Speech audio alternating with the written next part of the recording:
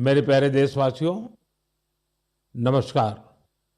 Monsoon के इस मौसम में प्राकृतिक आपदाएं देश की कसौटी कर रही हैं। पिछले कुछ हफ्तों में हमने बाढ़ और भूस्खलन का बड़ा कहर देखा है। कहीं घर उजड़ गए, कहीं खेत डूब गए, परिवार के परिवार उजड़ गए। पानी के तेज बहाव में कहीं पुल बह गए, सड़कें बह गई, लोगों का जीवन संकट में फंस गया। इन घटनाओं ने हर हिंदुस्तानी को दुखी किया है। जिन परिवारों ने अपने प्रियजन खोए, उनका दर्द हम सबका दर्द है। जहां भी संकट आया, वहां के लोगों को बचाने के लिए हमारे एनडीआरएफ, एसडीआरएफ के जवान, अन्य सुरक्षा बल, हर कोई दिन रात जुटे रहे। जवानों ने तकनीक का सहारा भी लिया है। थर्मल कैमरे, लाइव डिटेक्टर, स्नीफर डॉग्स और ड्रोन सर्विलेंस ऐसे अनेक आधुनिक संसाधनों के सहारे राहत कार्य में तेजी लाने की भरपूर कोशिश की गई। इस दौरान हेलीकॉप्टर से राहत सामग्री पहुंचाई गई, घायलों को एयरलिफ्ट किया गया। आपदा की घड़ी में सेना मददगार बनकर सामने आई। स्थानीय लोग, सामाजिक कार्यकर्ता, डॉक्टर, प्रशासन, संकट की इस घड़ी में सभी ने हर संभव प्रयास किया। मैं ऐसे हर नागरिक को हृदय से धन्यवाद देता हूं, जिन्होंने इस कठिन समय में मानवीयता को सबसे ऊपर रखा हुआ है। मेरे प्यारे देशवासियों, बाढ़ और बारिश की इस तबाही के बीच जम्मू कश्मीर ने दो बहुत खास उपलब्धियां भी हासिल की हैं। इन पर ज्यादा लोगों का ध्यान नहीं गया, लेकिन जब आप उन उपलब्धियों के बारे में जानेंगे तो आपको बहुत खुशी होगी। जम्मू कश्मीर के पुलवामा के एक स्टेडियम में रिकॉर्ड संख्या में लोग इकट्ठा हुए। यहाँ पुलवामा का पहला डे नाइट क्रिकेट मैच खेला गया। पहले ये होना असंभव था, लेकिन अब मेरा देश बदल रहा है। ये मैच रॉयल प्रीमियर लीग का हिस्सा है, जिसमें जम्मू कश्मीर की अलग अलग टीमें खेल रही हैं।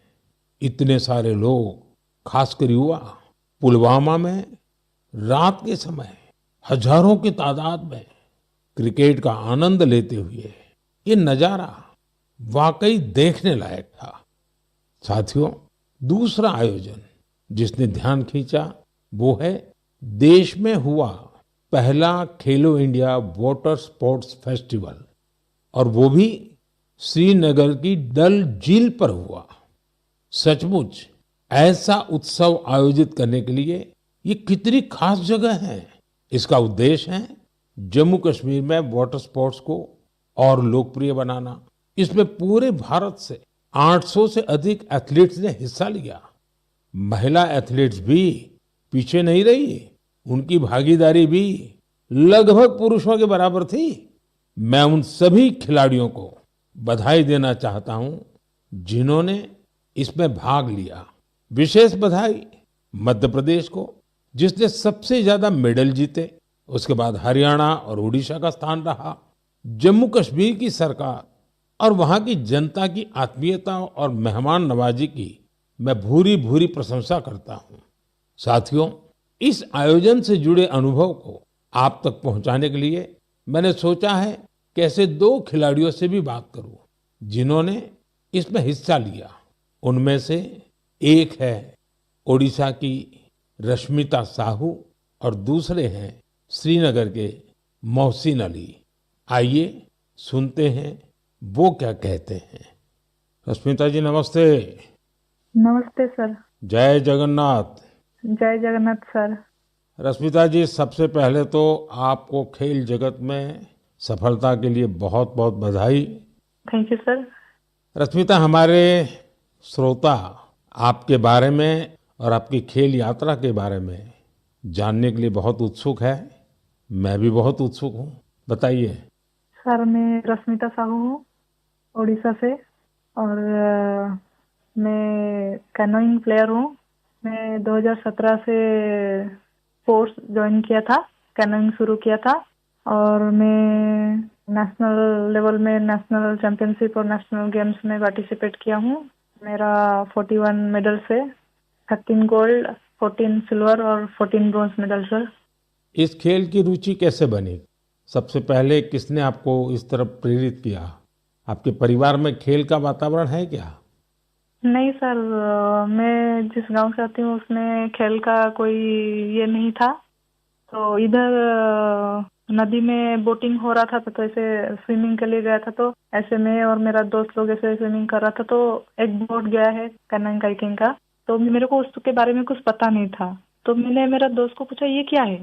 तो दोस्त ने बताया कि उधर जगतपुर में साई स्पोर्ट्स सेंटर है, उसमें खेल का होता है, उसमें मैं भी जाने वाली हूँ। मेरे को बहुत इंटरेस्टिंग लगा। तो ये क्या है मुझे पता भी नहीं था। ये तो पानी में बच्चे लोग कैसे करते हैं, बोटिंग करते हैं। मैं उसको बोला कि मुझे भी जाना है, कैसे कैसे जाना है मुझे भी बताओ। तो उधर जाके बात करो बोला है। फिर मैं तुरंत घर में जाके पापा मेरे को जाना है, पापा मेरे को जाना है। फिर पापा लोग ठीक है लेके आया। उस टाइम ट्रायल तो नहीं था। फिर कोच लोग ने बोला कि ट्रायल फरवरी में होता है, फरवरी मार्च में, आप उस टाइम ट्रायल के टाइम में आ जाओ। फिर मैं ट्रायल के टाइम में आया। अच्छा रश्मिता, कश्मीर में हुए खेलो इंडिया वाटर स्पोर्ट्स फेस्टिवल में आपका स्वयं का अनुभव कैसा रहा? पहली बार कश्मीर गई थी? हाँ सर, मैं पहली बार कश्मीर गई थी। हम लोग को उधर फर्स्ट खेलो इंडिया वाटर स्पोर्ट्स फेस्टिवल आयोजित किया गया था। उसमें मेरा 2 इवेंट था, सिंगल 200 मीटर और 500 मीटर डबल में, और मैं दोनों में गोल्ड मेडल हासिल किया हूँ सर। अरे वाह, दोनों में लाई हो। Yes sir. बहुत बहुत बधाई। Thank you sir. अच्छा रश्मिता, वाटर स्पोर्ट्स के अलावा आपकी क्या हॉबीज हैं? सर वाटर स्पोर्ट्स के अलावा सर मेरे को रनिंग बहुत अच्छा लगता है। जब भी मैं छुट्टी में जाती हूँ तब मैं रनिंग के लिए जाती हूँ। मेरा जो पुराना फील्ड है उधर मैं पहले थोड़ा सा फुटबॉल खेलना सीखी थी। तो उधर जब भी जाती थी मैं बहुत रनिंग करती हूँ और मैं फुटबॉल भी खेलती हूँ सर, थोड़ा बहुत। मतलब खेल आपके रगों में है। हाँ सर, मैं जब फर्स्ट क्लास से 10th क्लास तक जब स्कूल में था तो मैं जो भी पार्टिसिपेट करता था उसमें सब में फर्स्ट होता था, चैंपियन होता था सर। रश्मिता, जो लोग आपकी तरह खेलों में आगे बढ़ना चाहते हैं, अगर उनको कोई संदेश देना है तो आप क्या दोगी? सर बहुत सारे बच्चे, उनको घर से निकलना भी मना होता है, और लड़की हो बाहर में कैसे जाओगे, और किसी किसी का पैसा का दिक्कत की वजह से वो लोग खेल छोड़ रहे हैं। और ये जो खेलो इंडिया का स्कीम हो रहा है उसमें बहुत सारे बच्चों को पैसा का भी मदद मिलता है और बहुत सारे बच्चों को बहुत सारे हेल्प मिल रहा है। उसके वजह से बहुत सारे बच्चे आगे जा पा रहे हैं। और मैं बोलूंगी सबसे कि खेल को छोड़ो मत, खेल से बहुत आगे जा सकते हैं। तो खेल तो एक खेल है लेकिन उसमें शरीर का हर अंश स्वस्थ भी रहता है, और खेल को आगे लेके इंडिया को मेडल दिलवाना हमारा कर्तव्य है सर। चलिए रश्मिता जी, मुझे बहुत अच्छा लगा। आपको फिर से एक बार बहुत बहुत बधाई। और आपके पिताजी को भी मेरी तरफ से प्रणाम कहिएगा, क्योंकि उन्होंने इतनी कठिनाइयों के बीच भी एक बेटी को आगे बढ़ने के लिए इतना प्रोत्साहन दिया। मेरी बहुत बहुत शुभकामनाएं हैं। धन्यवाद। Thank you sir. जय जगन्नाथ। जय जगन्नाथ सर। मोहसिन अली, नमस्ते। नमस्ते सर। मोहसिन जी, आपको बहुत बहुत बधाई और आपके उज्जवल भविष्य के लिए बहुत बहुत शुभकामनाएं। Thank you sir. मोहसिन, आपने पहले खेलो इंडिया वाटर स्पोर्ट्स इसका फेस्टिवल, और उसमें भी सबसे पहला गोल्ड मेडल जीतने वाले आपको कैसा लगा? सर बहुत ही खुश हूँ मैंने गोल्ड मेडल जीता है खेलो इंडिया में, जो पहली बार हुआ है यहाँ पर कश्मीर में। लोगों में क्या चर्चा है? बहुत ही चर्चा है सर, पूरी फैमिली खुश है अभी। आपके स्कूल वाले? स्कूल वाले भी सब खुश है। कश्मीर में सब बोलते हैं आप गोल्ड मेडलिस्ट हो। तो आप तो बड़े सेलिब्रिटी बन गए। सर अच्छा, वाटर स्पोर्ट्स की रुचि कैसे बनी और उसके फायदे क्या नजर आ रहे हैं आप? पहले बचपन में मैंने देखा वो बोट चलती हुई वहाँ पर डल लेक में। पापा ने बोला आप करोगे? मैं हाँ मुझे भी शौक है। मैं भी फिर गया वहाँ पर सेंटर में मैडम के पास। फिर मैम ने मुझे सिखाया, बिल्किस मैम ने। अच्छा मोहसिन, पूरे देश के लोग आए थे, पहली बार वाटर स्पोर्ट्स का कार्यक्रम हुआ, और वो भी श्रीनगर में हुआ, वो भी डल झील में हुआ। ये इतने सारे देश के लोग आए, तो वहाँ के लोगों को क्या फील होता था? बहुत ही खुशी है सर। सब बोल रहे अच्छी जगह है, पूरा अच्छा है, यहाँ पर फैसिलिटी सब कुछ अच्छी है, सब यहाँ पर सब कुछ अच्छा रहा खेलो इंडिया में। तो आप कहीं खेलने के लिए कश्मीर के बाहर गए हैं कभी? इससे मैं भोपाल गया हूँ, गोवा गया हूँ, केरला गया हूँ, हिमाचल गया हूँ। अच्छा, फिर आप तो पूरा हिंदुस्तान देख लिए है। Yes sir. अच्छा, इतने सारे खिलाड़ी वहां आए थे, यस सर। तो नए दोस्त बनाए कि नहीं बनाए? सर बहुत दोस्त बना दिए, एक साथ भी घूमे हम यहाँ पर, डल लेक में, लाल चौक में, पूरे जगह घूमे हम सर। पहलगाम भी गए थे। यस सर, पूरी जगह। देखिए, मैंने तो देखा है कि जम्मू कश्मीर में स्पोर्ट्स टैलेंट बड़ा गजब का है जी। Yes sir. हमारे जो जम्मू कश्मीर के नौजवान है, वो देश का नाम रोशन करे, इतना सामर्थ्य है उनके अंदर, और आपने करके दिखाया है। सर मेरा ड्रीम है ओलंपिक में मेडल जीतना, वही ड्रीम है। वाह, शाबाश। वही ड्रीम है सर। देखिए, आपसे सुन करके ही मेरे तो रोंगटे खड़े हो गए। सर अभी वही ड्रीम है मेरा, ओलंपिक में मेडल जीतना, देश के लिए नेशनल एंथम बजाना, बस वही ड्रीम है मेरा। मेरे देश का एक मजदूर परिवार का बेटा इतने बड़े सपने देखता है, मतलब ये देश बहुत आगे बढ़ने वाला है। सर बहुत आगे बढ़ने वाला है। हम शुक्रगुजार है इंडिया गवर्नमेंट का, जिनने इतना यहाँ पर खेलो इंडिया के यहाँ पर पहली बार हुआ है सर। तभी तो तुम्हारा स्कूल में भी जय जयकार चलता होगा। Yes sir. चलिए मोहसिन, मुझे बहुत अच्छा लगा आपसे बात करके, और मेरी तरफ से आपके पिताजी को विशेष रूप से मेरा धन्यवाद करना, क्योंकि उन्होंने मजदूरी की जिंदगी जी करके भी आपकी जिंदगी बनाई है, और आपने अपने पिताजी के शब्दों पर बिल्कुल आराम किए बिना 10 साल तक तपस्या की है। ये खिलाड़ी के लिए बहुत बड़ी प्रेरणा होती है। और आपके कोच को भी मैं बहुत बधाई देता हूं कि जिन्होंने आपके पीछे इतनी मेहनत की। मेरी तरफ से बहुत बहुत शुभकामनाएं, बहुत बहुत बधाई भैया। Thank you sir. नमस्कार सर। जय हिंद। साथियों, एक भारत श्रेष्ठ भारत की भावना देश की एकता, देश के विकास के लिए बहुत जरूरी है, और निश्चित तौर पर खेल इसमें बड़ी भूमिका निभाते हैं। और इसलिए ही तो मैं कहता हूं, जो खेलता है वो खिलता है। हमारा देश भी जितनी टूर्नामेंट खेलेगा उतना खिलेगा। आप दोनों खिलाड़ियों को, आपके साथियों को मेरी बहुत बहुत शुभकामनाएं। मेरे प्यारे देशवासियों, आपने यूपीएससी का नाम तो जरूर सुना होगा। ये संस्था देश की सबसे कठिन परीक्षाओं में से एक सिविल सर्विसेज का एग्जाम भी लेती है। हम सब ने सिविल सर्विसेज के टॉपर्स की प्रेरणादायी बातें अनेक बार सुनी है। ये नौजवान कठिन परिस्थितियों में पढ़ाई के बाद अपनी मेहनत से इस सर्विस में जगह पाते हैं। लेकिन साथियों, यूपीएससी की परीक्षा की एक सच्चाई और भी है। हजारों ऐसे उम्मीदवार भी होते हैं जो बेहद काबिल होते हैं। उनकी मेहनत भी किसी से कम नहीं होती, पर मामूली अंतर से वो अंतिम सूची तक नहीं पहुंच पाते। इन उम्मीदवारों को दूसरी परीक्षाओं के लिए नए सिरे से तैयारी करनी पड़ती है। इसमें उनका समय और पैसा दोनों खर्च होता था। इसलिए अब ऐसे होनहार विद्यार्थियों के लिए भी एक डिजिटल प्लेटफॉर्म बनाया गया है, और इसका नाम है प्रतिभा सेतु। प्रतिभा सेतु में उन उम्मीदवारों का डेटा रखा गया है जिन्होंने यूपीएससी की अलग अलग परीक्षाओं के सभी चरण पास किए, लेकिन अंतिम मेरिट लिस्ट में उनका नाम नहीं आ पाया। इस पोर्टल पर 10,000 से ज्यादा ऐसे होनहार युवाओं का डेटा बैंक मौजूद है। कोई सिविल सर्विस की तैयारी कर रहा था, कोई इंजीनियरिंग सर्विस में जाना चाहता था, कोई मेडिकल सर्विसेज के हर पड़ाव को पार कर चुका था, लेकिन फाइनल में उसका सिलेक्शन नहीं हुआ। ऐसे सभी उम्मीदवारों की जानकारी अब प्रतिभा सेतु पोर्टल पर उपलब्ध कराई जा रही है। इस पोर्टल से प्राइवेट कंपनियां इन होनहार स्टूडेंट्स की जानकारी लेकर उन्हें अपने यहाँ नियुक्ति दे सकती है। साथियों, इस प्रयास के नतीजे भी आने लगे हैं।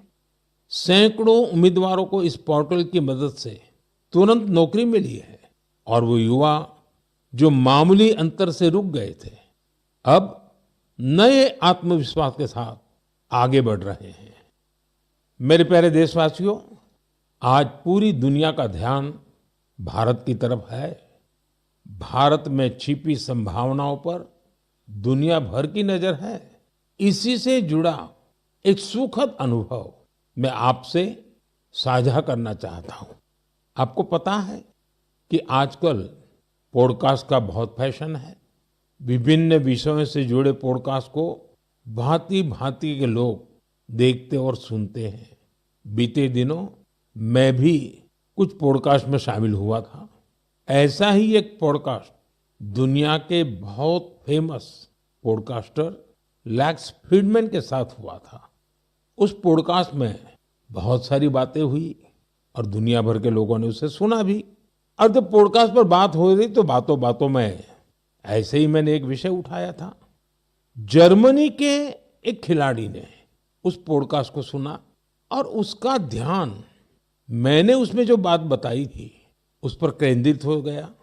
उन्होंने उस टॉपिक से इतना कनेक्ट किया कि पहले उन्होंने उस टॉपिक पर रिसर्च की और फिर जर्मनी में भारतीय दूतावास से संपर्क किया और उन्होंने चिट्ठी लिखकर बताया कि वो उस विषय को लेकर भारत से जुड़ना चाहते हैं। आप सोच रहे होंगे कि मोदी जी ने पॉडकास्ट में ऐसा कैसा विषय कह दिया जो जर्मनी के खिलाड़ी को प्रेरित कर गया। ये कौन सा विषय था? मैं आपको याद कराता हूं। मैंने पॉडकास्ट में बातों बातों में मध्य प्रदेश के शहडोल के फुटबॉल के क्रेज से जुड़ा एक गांव का वर्णन किया था। दरअसल 2 साल पहले मैं शहडोल गया था। वहां के फुटबॉल प्लेयर से मिला था। पॉडकास्ट के दौरान एक सवाल के उत्तर में मैंने शहडोल के फुटबॉल खिलाड़ियों का भी जिक्र किया था। यही बात जर्मनी के फुटबॉल खिलाड़ी और कोच डिटमार बायर्सडॉर्फर ने भी सुनी। शहडोल के युवा फुटबॉल खिलाड़ियों की लाइफ जर्नी ने उन्हें बहुत प्रभावित और प्रेरित किया। सही में किसी ने कल्पना भी नहीं की थी कि वहां के प्रतिभाशाली फुटबॉल खिलाड़ी दूसरे देशों का ध्यान अपनी ओर आकर्षित करेंगे। अब जर्मनी के इस कोच ने शहडोल के कुछ खिलाड़ियों को जर्मनी की एक एकेडमी में ट्रेनिंग देने की पेशकश की है। इसके बाद मध्य प्रदेश की सरकार ने भी उनसे संपर्क किया है। जल्द ही शहडोल के हमारे कुछ युवा साथी ट्रेनिंग कोर्स के लिए जर्मनी जाएंगे। मुझे यह देखकर भी बहुत आनंद आता है कि भारत में फुटबॉल की लोकप्रियता निरंतर बढ़ रही है। मैं फुटबॉल प्रेमियों से आग्रह करता हूं कि जब समय मिले वे शहडोल जरूर जाएं और वहां हो रहे स्पोर्टिंग रिवॉल्यूशन को करीब से देखें। मेरे प्यारे देशवासियों, सूरत में रहने वाले जितेंद्र सिंह राठौड़ के बारे में जानकर आपको बहुत सुखद एहसास होगा। मन गर्व से भर जाएगा। जितेंद्र सिंह राठौड़ एक सिक्योरिटी गार्ड है और उन्होंने एक ऐसी अद्भुत पहल की है जो हर देशभक्त के लिए बहुत बड़ी प्रेरणा है। पिछले कुछ वर्षों से वो उन सभी जवानों के बारे में जानकारियां जुटा रहे हैं जिन्होंने भारत माता की रक्षा में अपने प्राण न्योछावर किए हैं। आज उनके पास प्रथम विश्व युद्ध से लेकर अब तक शहीद हुए हजारों वीर जवानों के बारे में जानकारियां मौजूद है। उनके पास शहीदों की हजारों तस्वीरें भी हैं। एक बार एक शहीद के पिता की कही गई बातें उनके हृदय को छू गई। शहीद के पिता ने कहा था, बेटा गया तो क्या हुआ, वतन तो सलामत है ना।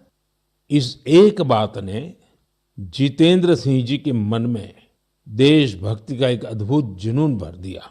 आज वो कई शहीदों के परिवारों के संपर्क में है। उन्होंने करीब 2500 शहीदों के माता पिता के चरणों की मिट्टी भी अपने पास लाकर रखी है। ये सशस्त्र बलों के प्रति उनके गहरे प्रेम और जुड़ाव का जीवंत उदाहरण है। जितेंद्र जी का जीवन हमें देशभक्ति की वास्तविक सीख देता है। मेरे प्यारे देशवासियों, आजकल आपने देखा होगा, अक्सर घर की छतों पर, बड़ी इमारतों पर, सरकारी दफ्तरों में सोलर पैनल चमकते हुए दिखाई देते हैं। लोग अब इसके महत्व को समझ रहे हैं और खुले मन से अपना रहे हैं। हमारे देश पर सूर्यदेव की इतनी कृपा है, तो क्यों न उनकी दी हुई उस ऊर्जा का पूरा उपयोग करें। साथियों, सोलर पावर से किसानों की जिंदगी भी बदल रही है।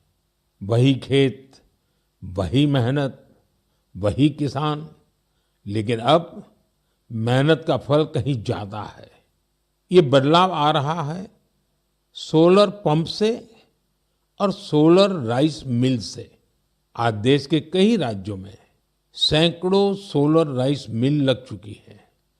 इन सोलर राइस मिलों ने किसानों की आय के साथ ही उनके चेहरे की रौनक भी बढ़ा दी है।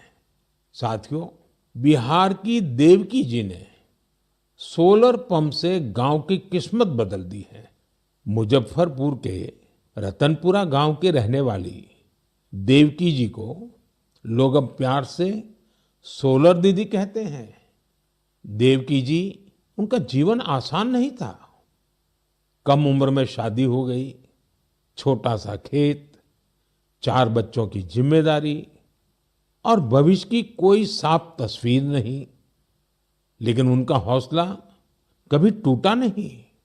वो एक सेल्फ हेल्प ग्रुप से जुड़ी और वहीं उन्हें सोलर पंप के बारे में जानकारी मिली। उन्होंने सोलर पंप के लिए प्रयास शुरू किए और उसमें सफल भी रही। सोलर दीदी के सोलर पंप ने इसके बाद जैसे गांव की तस्वीर ही बदल दी। जहां पहले कुछ एकड़ में जमीन की सिंचाई हो पाती थी, अब सोलर दीदी के सोलर पंप से 40 एकड़ से ज्यादा क्षेत्र में पानी पहुंच रहा है। सोलर दीदी के इस अभियान में गांव के दूसरे किसान भी जुड़ गए हैं। उनकी फसलें हरी भरी होने लगी हैं, आमदनी बढ़ने लगी। साथियों, पहले देवकी जी की जिंदगी 4 दीवारी के भीतर सिमटी हुई थी, लेकिन आज वो पूरे आत्मविश्वास से अपना काम कर रही है। सोलर दीदी बनकर पैसे कमा रही है और सबसे दिलचस्प बात की, वो क्षेत्र के किसानों से यूपीआई के जरिए पेमेंट लेती है। अब पूरे गांव में उन्हें बहुत सम्मान से देखा जाता है। उनकी मेहनत और दूरदर्शिता ने दिखा दिया है कि सौर ऊर्जा सिर्फ बिजली का साधन नहीं है, बल्कि ये गांव-गांव में नई रोशनी लाने वाली एक नई शक्ति भी है। मेरे प्यारे देशवासियों, 15 सितंबर को भारत के महान इंजीनियर मोक्षगुंडम विश्वेश्वरैया जी का जन्मदिन होता है। उस दिन को हम इंजीनियर्स डे के रूप में मनाते हैं। इंजीनियर सिर्फ मशीन नहीं बनाते, वे सपनों को हकीकत में बदल देने वाले कर्मयोगी होते हैं।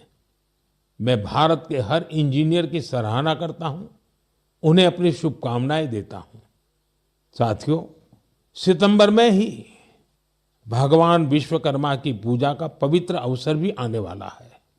17 सितंबर को विश्वकर्मा जयंती है। ये दिन हमारे उन विश्वकर्मा बंधुओं को भी समर्पित है जो पारंपरिक शिल्प, कौशल और ज्ञान विज्ञान को अनवरत एक पीढ़ी से दूसरी पीढ़ी तक पहुंचा रहे हैं।